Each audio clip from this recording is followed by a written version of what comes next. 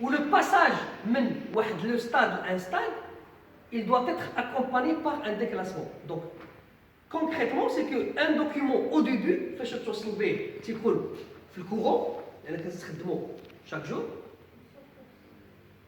يمكن دوز عندك في الكورون 5 ans, 6 ans, على حساب on va voir داكشي, on va en parler par la suite.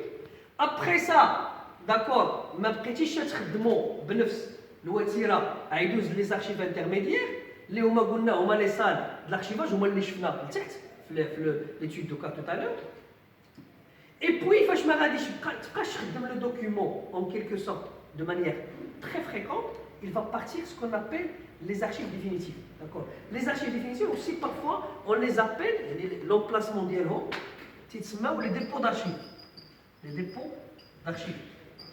Tout simplement, ce sont des documents qui ne vont pas être utilisés de manière fréquente. C'est pourquoi on a une valeur secondaire, ce n'est pas primaire. Là, on a une valeur primaire et une valeur secondaire.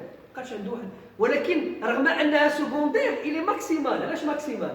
Parce que عندها واحد القيمة تاريخية. فاش هضرنا على le décret de création de الجامعة, secondaire ça veut dire ما نستعملوش بزاف, ولكن la valeur ديالو il est maximal parce que عنده واحد القيمه تاريخيه هو اللي تيعبر على الارث ديال الجامعه اكسيتيرا اكسيتيرا.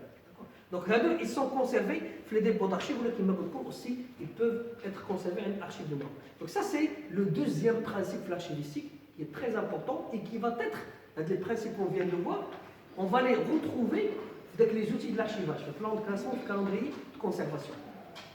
Est-ce que c'est clair?